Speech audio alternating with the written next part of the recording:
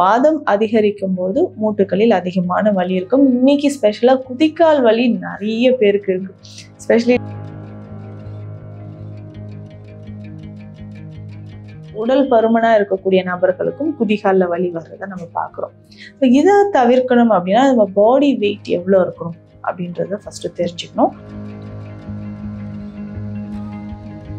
Calcaneus spur அப்படின்ற ஒரு condition, அடியில கால்கேனியஸ் போன் இருக்கும். நம்ம உடலோட மொத்த எடையும் அந்த எலும்பு தான் தாங்குது. அங்க கால்சியம் டெபாசிட் ஆகும்போது சின்னதா ஒரு growth மாதிரி வர ஆரம்பிக்கும். ஸோ அது கால் பாதத்துல அடியில இருக்கக்கூடிய சாஃப்ட் டிஷ்யூஸ் நம்ம நடக்கும் போதெல்லாம் அழுத்தும் போது அது பெயின் அதிகமா இருக்குன்னு சொல்லலாம். எக்ஸ்ரேல ரொம்ப கிளியரா அது தெரிஞ்சிடும்.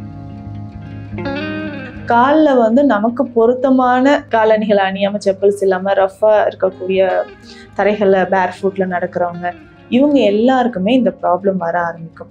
குதிகால் வலி இருக்குன்னா ரொம்ப ஈஸியா அது கிளியர் பண்ணிக்கலாம். சித்த மருத்துவத்துல அதுக்கான நிறைய மருந்துகள் இருக்கு. ஸோ குதிகால் வலி இருக்கும்போது வாதத்தை சமநிலைப்படுத்துற மாதிரி உணவுகள் எடுக்கணும். இப்போ வாதத்தை எப்படி குறைக்கிறது அப்படின்னு பார்த்தோம்னா, முதல்ல நம்ம கிழங்கு வகைகள் எல்லாம் சாப்பிட்றத நிறுத்தணும். அதிகமா பருப்பு வகைகளை சாப்பிட்றத அவாய்ட் பண்ணிக்கணும்.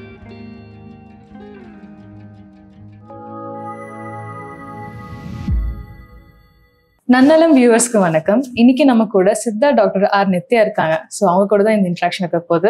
வணக்கம் மேம். வணக்கம். எப்படி இருக்கீங்க? நல்லா இருக்கம்மா. நீங்க எப்படி இருக்கீங்க? நல்லா இருக்கேன். இந்த அடிக்கால வர இந்த ஹீல் பெயின், அப்புறம் பேக் பெயின், ஜாயிண்ட் பெயின் இதெல்லாம் எப்படி சரி பண்ணலாம்? இந்த வலிகள் அப்படின்னு சொன்னா இது வாதத்தோட அதிகரிக்கிறதுனால வர்றதுதான்.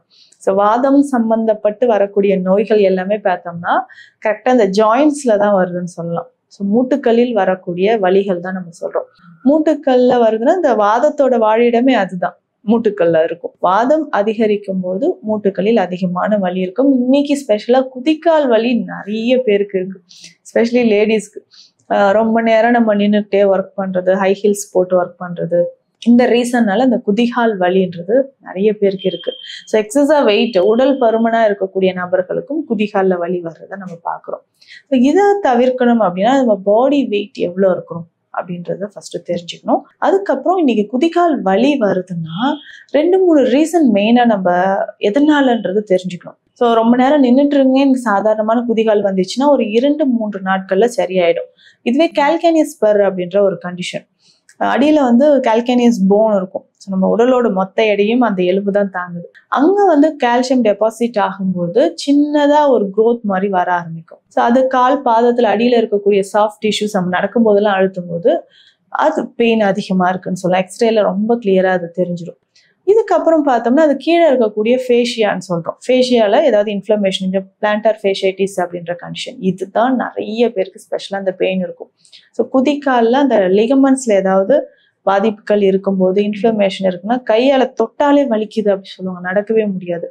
ஸோ ரொம்ப வெயிட் லிஃப்ட் பண்ணிட்டு ரொம்ப தூரம் நடக்கிறவங்க, காலில் நமக்கு பொருத்தமான காலணிகள் அணியாம செப்பல்ஸ் இல்லாம ரஃபா இருக்கக்கூடிய தரைகள்ல பேர் ஃபுட்ல நடக்கிறவங்க இவங்க எல்லாருக்குமே இந்த ப்ராப்ளம் வர ஆரம்பிக்கும். ஸோ குதிகால் வலி இருக்குன்னா ரொம்ப ஈஸியா அது கிளியர் பண்ணிக்கலாம். சித்த மருத்துவத்துல அதுக்கான நிறைய மருந்துகள் இருக்கு. ஸோ குதிகால் வலி இருக்கும்போது எருக்கன் தைலம் பயன்படுத்தலாம். எருக்க இலைகளும் தானே அதுக்கு சூடு பண்ணி கிராமப்புறங்கள்லாம் பார்த்தோம்னா காலில் வச்சு கட்டுவாங்க. இல்லை செங்கல்ல சூடு பண்ணி அதுக்கு மேல இந்த எருக்க இலையை வச்சு சூடா வைப்பாங்க. இன்னைக்கு எருக்கன் தைலமும் இருக்கு. ஸோ இதை அப்ளை பண்ணிட்டு வெந்நீர் ஒத்தரம் தொடர்ந்து கொடுக்கணும். நீங்க அடுத்தது கேட்டது மூட்டுக்கல்ல வலி இருக்கு, இல்லை பேக் பெயின் இருக்குன்னாலும் இதுவுமே வாதம் தொடர்பாக வரக்கூடிய நோய்கள் தான். இப்போ மூட்டுக்கல்ல வாதம் சேர்ந்தா என்ன ஆகும்னா ட்ரைனஸ், அப்போ வறட்சி தன்மை வருதுன்னா அங்க இருக்கக்கூடிய ஃப்ளூயிட்ஸ், லிகமெண்ட்ஸ் இது எல்லாமே ட்ரை ஆக ஆரம்பிக்குது.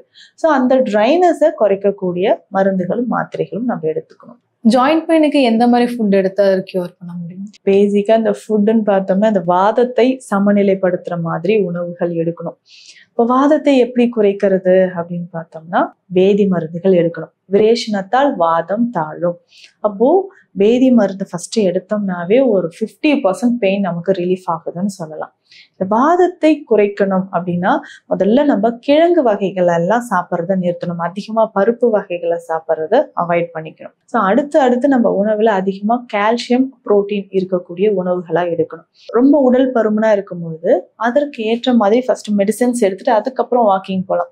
சிலர் நான் ரொம்ப வெயிட்டா இருக்கிறேன், வாக்கிங் போயிட்டு எனக்கு மூட்டு தேஞ்சிடுச்சு அப்படின்னு சொல்லுவாங்க.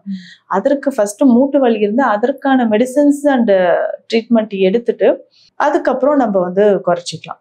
ஸோ இப்போ ஃபுட்ல இந்த வாதத்தை அதிகரிக்கக்கூடிய உணவுகள் எல்லாம் அவாய்ட் பண்ணிட்டு எடுக்கக்கூடிய அந்த உணவுகள் ரிச் கால்சியம் இருக்கக்கூடியதா பார்த்துக்கிறோம். சித்த மருத்துவத்திலையும் பார்த்தோம்னா இதற்கான நிறைய மருந்துகள் இருக்கு.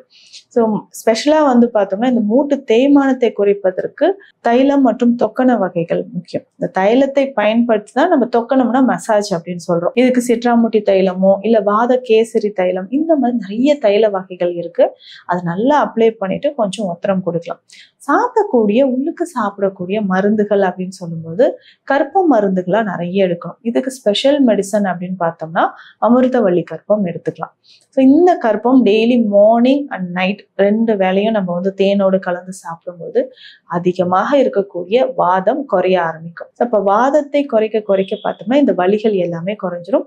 இன்னும் ஒரு சிலருக்கு அந்த இடுப்பு பகுதியில பார்த்தோம்னா டிஸ்க் பல்ஜா இருக்கும்னு சொல்லுவாங்க. டிஸ்க் பல்ஜா இருந்தனால நர்வ் கம்ப்ரெஷன் சயாட்டிகா மாதிரியான பிரச்சனைகள் வருது.